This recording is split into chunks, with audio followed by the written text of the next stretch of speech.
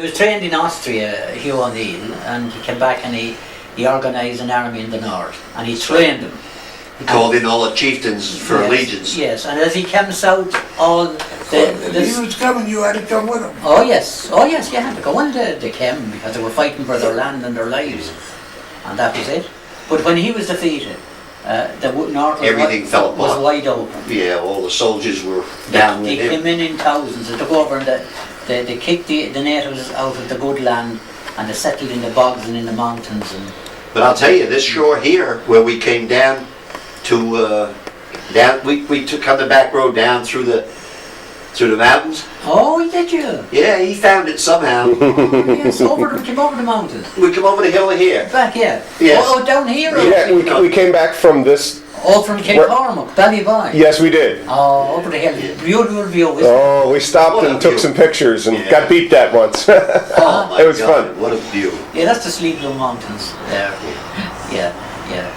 That's where all the Heaneys lived, in a place called Glenlitter. There was 1,433 acres in a valley, and there was mostly Heaneys living in it.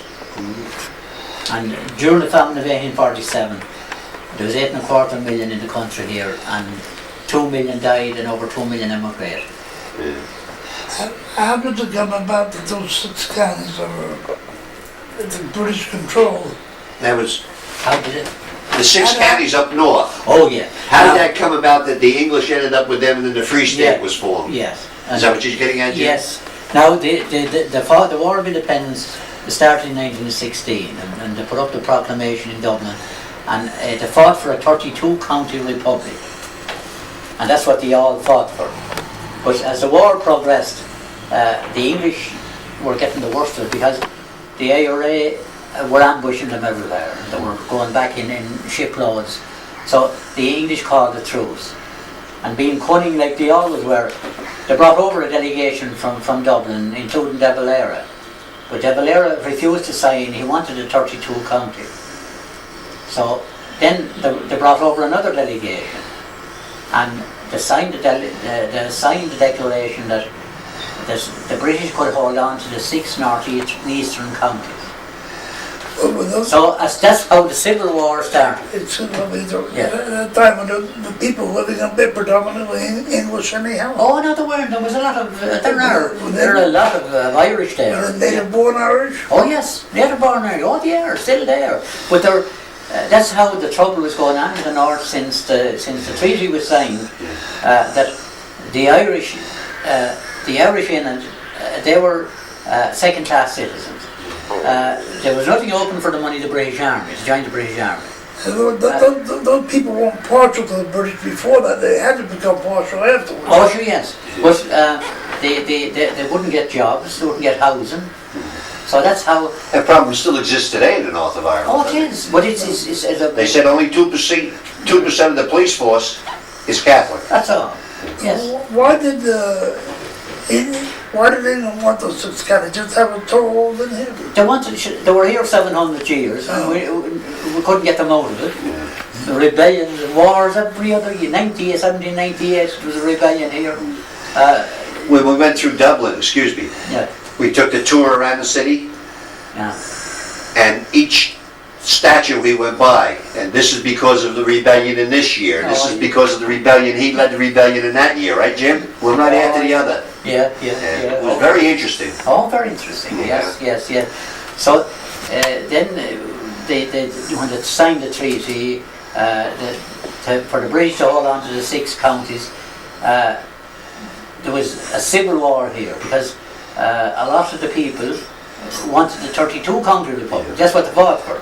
So it was a civil war. And did those people feel sacrificed in those 6 counties? Didn't they feel like they were sacrificed? That's right, exactly. But they couldn't do anything about it. No. So then from that they were protesting in the north, looking for civil rights. There's a civil rights meeting and a civil rights demonstration, up to 100,000 march. And the British soldiers got out and the police, and they fired at them and shot 14. And that's still going on, that's straight. So the IRA was formed then. Yeah. And it was Charlie Hockey and a few of them in the Dublin government began to send down the arms. And all local lads all went down and So it's going, and then the split of peace has come about now after a long, and hopefully it'll. And now, let me get out here. Now. Pen there. Yeah, all right. Thank you very much. Thanks. I'm not getting tea, you don't mind me. Okay. My mother always used to 3 o'clock in the afternoon, always had tea. Yeah, She Yeah, had but you know, but so do I. tea for breakfast. So do I have. Yeah, I'll help myself when it's time. No, Yeah. this is coffee. Okay, that's coffee, yeah. That's what I like. It's coffee, not tea. Yeah. They're coffee drinkers. Yeah, well, you see, we don't drink coffee now, and well, we don't drink coffee at all. That's why when I make coffee, I don't know whether it's strong or weak or what. So You predominantly drink tea? we drink tea all the time. Yeah, I see. I Yeah, see. all the time. And that's many times a day. I'm still working on this, Oh, Patty. yeah. I'm okay. There's a cup of coffee there for you now. Okay. What's his name? Madam? What was her name? Josie. Dorothy? No, Josephine. Josephine. Oh, Yeah. Put in the chair. That's all right. Now, look away.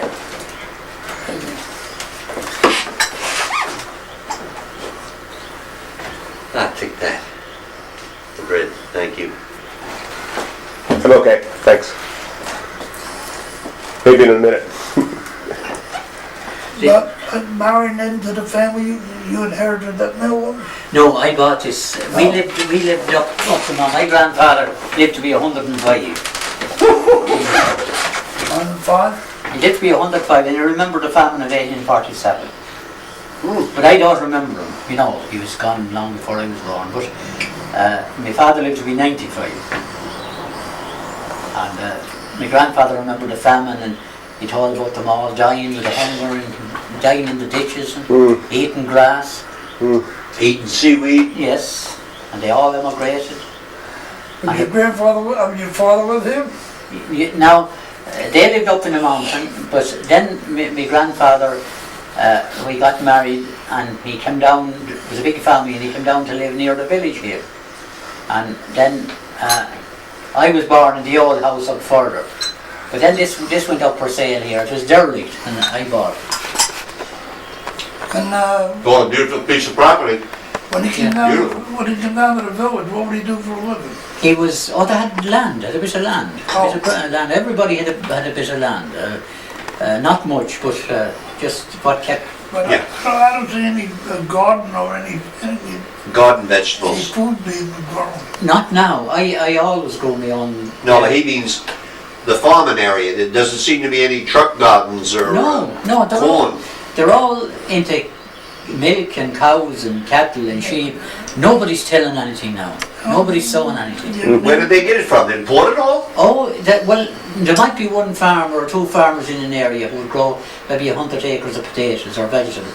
So they buy from him. Oh, okay. They bag that, and see, it's got to, since we joined the EEC, How about other vegetables like tomatoes and corn? Yes. Everything bought, nobody everything raised. bought now. Nobody raised them. And I always grow my own out here, potatoes, cabbage, onions, lettuce, everything.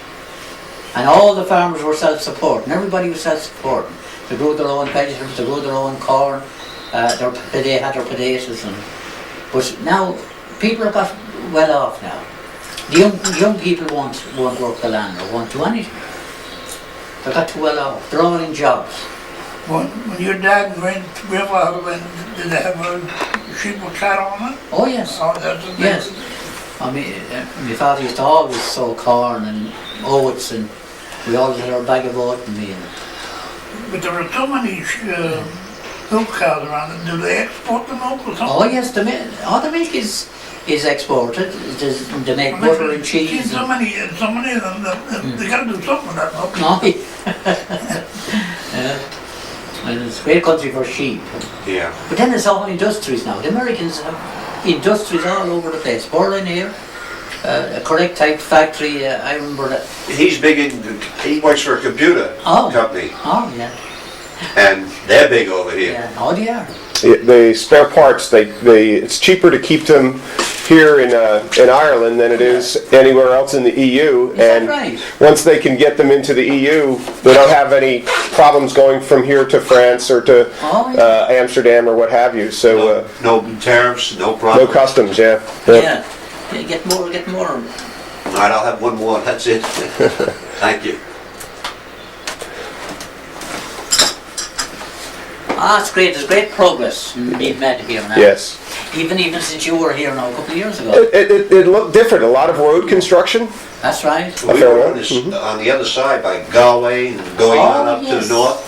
Yeah. Unbelievable the amount of construction that's going And on. all the new houses. Oh, and where we can't figure out is, number one, where they're going to get all the people from, and number two, what do they do for a living?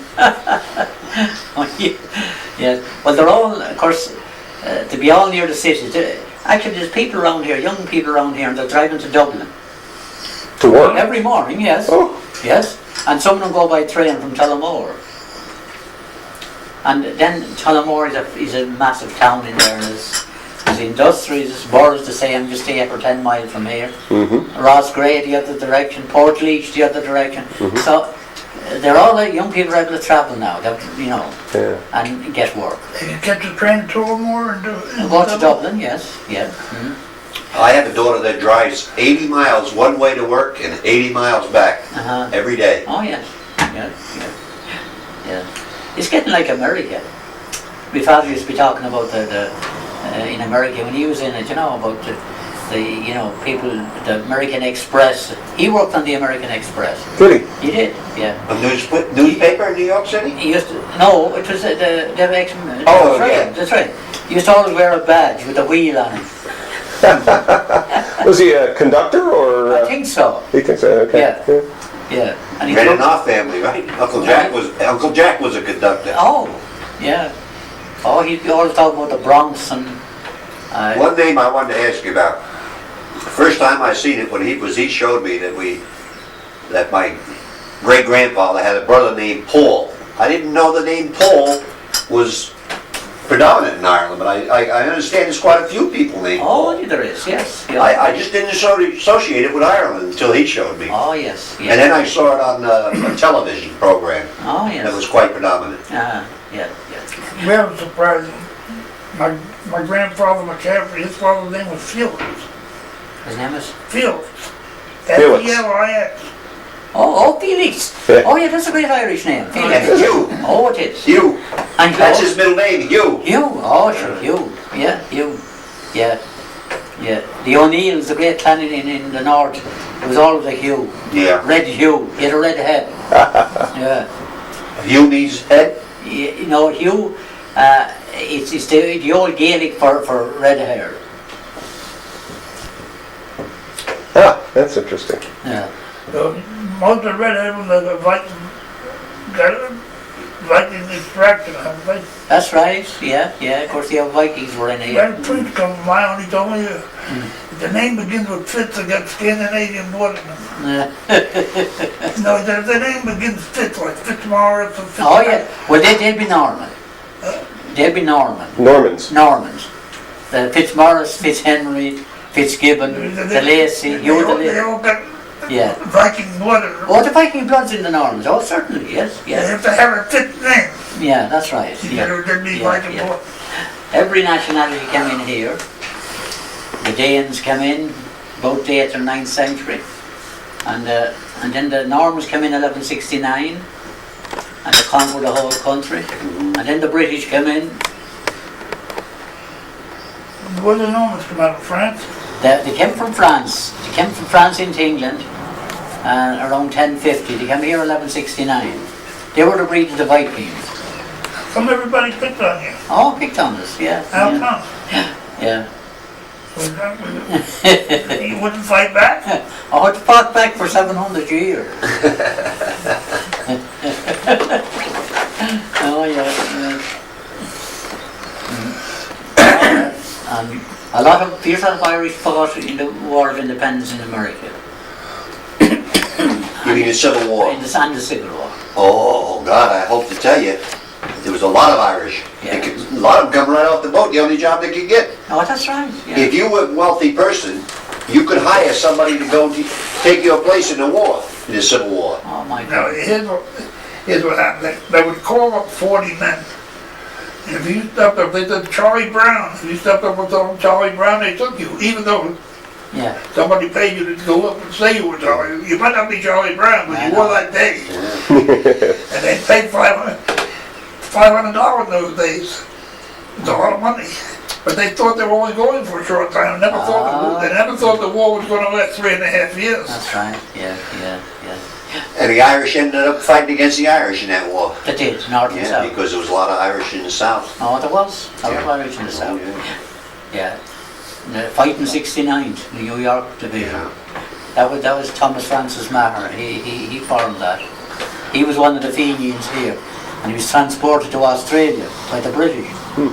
And the Americans rescued him on a ship on a fishing vessel and brought him to America. 50 or 60 of them. So Thomas Francis Maher formed the Fighting 69. That fought.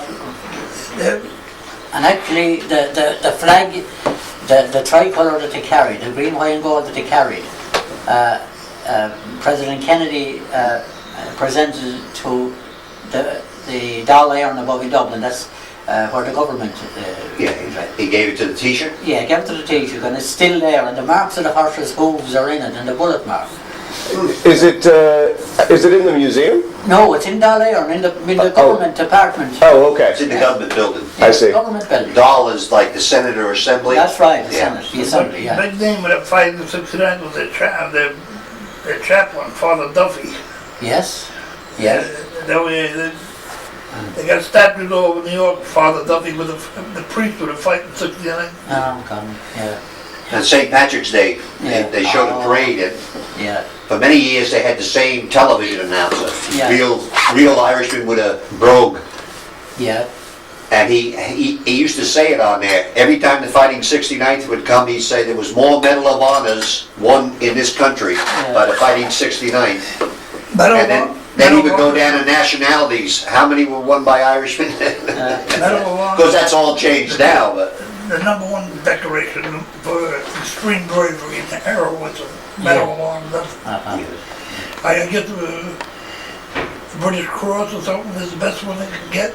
Oh, yeah, it is. Well, it's the Congressional Medal of Honor, the highest award a man can get. I couldn't. they had one guy during the Second World War. He got the Medal of Honor. His name was all they ever called him was Machine Gun Kelly. Oh. He was one of them. Who was the other one? There was another. Audie Murphy, most decorated man in the Second World War. Yeah. The Irish were all over the world, weren't they? Well, He's not worth talking about. It's an Irishman. Oh, yes.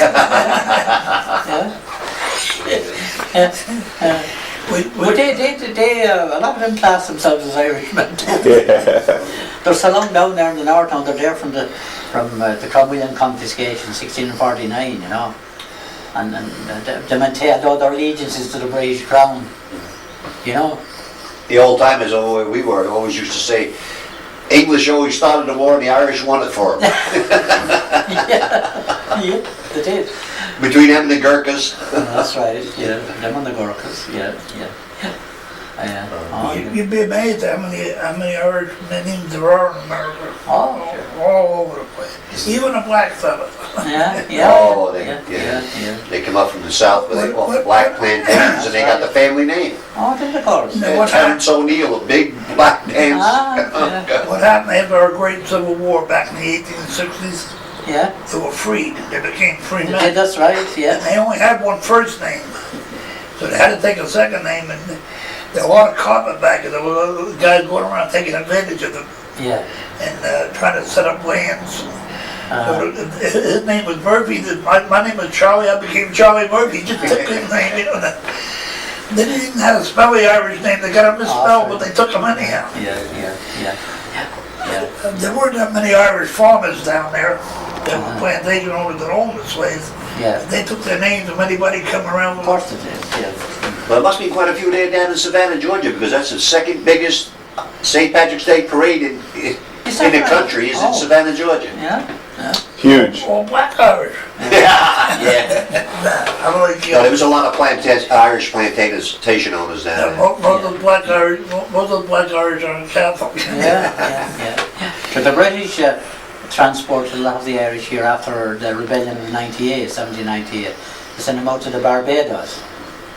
And at the present time, there's all the black people, their names are Kellys and Murphys and O'Maras and O'Neills. And they speak a bit of Gaelic still. Oh, God, no Yes. kidding.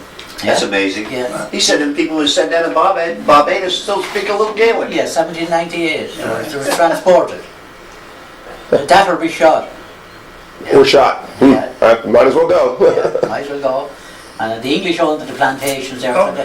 They're a slave labour. Yeah. Well, they would send their slave labor? Yes. Yeah.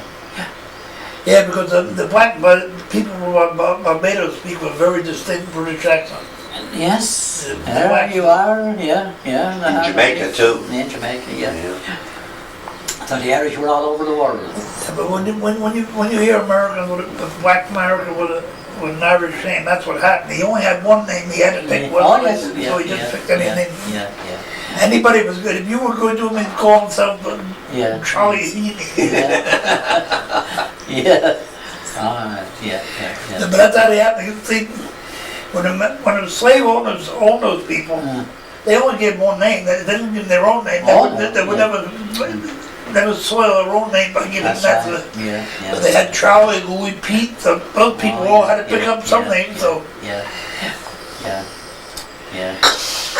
And most of them didn't know how to spell, so they'd say a name and the guy wrote it from the sound like to him, so he'd spell it. So you didn't like the north of Ireland, didn't you?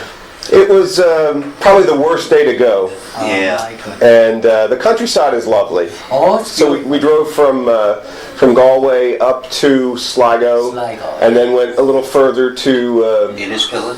across the border into Donegal. not quite that far, Rumdon or Rumdoran or something like that. Bundoran, that's in Donegal, but it's on the Donegal Bay. That's right. Yes. Yeah. And then we turned and went along the Loch Earn, Oh, and beautiful. it was nice. Beautiful. Down to Enniskillen. We got off to a very bad start. We had some accept $Euro and they wouldn't. Yeah. No, they would not. And then they didn't want to take American cash. Oh, And finally he went and checked somewhere and he came back and said, we'll take Euro dollars, but only bills, no coins. they wouldn't take our money either, don't they? Yeah, a woman told me that they wouldn't take the Irish punt. Yeah, the Euro. We're into the euro now. They won't take that either. Not at all. Oh. Well, they eventually agreed to take the notes Yeah. and then give us pounds in change. But end up when they made change, give us their change. When they changed, give them a whole handful of silver. Yeah. But I had an English fellow here one day. Him and the wife came down here, and he said he was English, and I'd always remind him, that about what happened and the history and that. He was understanding, but he said, I walked up with him up the road, and he said, I was in the British Army, and he says I was stationed in the north of Ireland, and he said, my humble opinion is that the British should pull out of it in the morning. There'd no authority to be there at all. And he said, we're standing here, and now he says, there's no British soldiers going on with guns, there's no helicopters flying overhead, and the peace and quiet you have here. So he understood, he really understood what was, That it was a senseless war. a senseless war. Yeah. But the Irishmen are very bigoted. They're very bigoted. Well, they claim that the number of Protestant people as against the number of Catholics is almost 50-50 now. Yes. And the English figure they're going to lose pretty soon. They will, yeah. You know why? Yeah. The Irish produce the more children. Yeah, well, that's the only way. Yeah. The Catholics produce the more children. But eventually they'll be outvoted. Yeah. Yeah. And that's the only, that was in the treaty, that the border would remain there under British jurisdiction until the majority consented. Yeah, So it's coming near the point. Yeah, they say it's very close. Yes. Very it is. close. Yeah, it is. It's coming near the point. This man Paisley must be a nasty bastard. Oh, he's Oh, Excuse my French, but yeah. But they're very, they're not as welcoming as the people, you know. Yeah, No. not at all. Oh, no. What a difference, like, it's just like putting the shade up and down. No, it's very simple, yeah. he considers himself a minister, and he has no Christianity to him at all. He's an animal, isn't he? He's a Presbyterian minister. Yeah, he is, yeah. Which is amazing, even back probably to where your ancestors originated. And to see all those people, you know, came in and took over the property, took over the land. Sad. You know, it's sad. Yeah. It's sad, very sad, yeah. It is. That's how in Derry now. That's why a lot of the Heaneys in Derry. A lot of them. But there's two areas in Derry. There's what they call the bog side. That's where the poor land was. That's where the Irish were forced to that. Yeah. And they're still there, the bog side. That's where all the trouble was going on there, in the bog side. And the British soldiers couldn't go into that area because they'd be fired on. I doubt if they can go in still, you know. That's in Derry? Yeah, in Derry, yeah. Derry, conditions worse than they are in Belfast. Between in trouble. Yeah, Oh, that's yes, a big yes. trouble there. Oh, the big trouble, Conditions yeah. worse in Derry than they are That's in right, Belfast. yeah. You know, the Irish call that part Derry, and the English call that part Londonderry. Londonderry. Yeah. Is it more trouble there than there is in Belfast? Oh, it was all over. It was all over the north. But in Enniskillen now, that's a very, very English town. Yeah. Enniskillen. That's where we were. Yeah, that's a very, very English. Actually, that was. But yet we got spoiled, excuse me, Patrick. Yeah. We got spoiled because we went in to check into our hotel and the people were just as nice as could be. Oh, yes. But the minute that shift went off, the lights went out, so to speak. Oh, yeah. They were very different. And then we went to dinner at a local pub to get some food and got a lot of looks, got a lot of stares, which is typical for We people. stayed in a hotel with a dining room and asked them where's a good place to eat.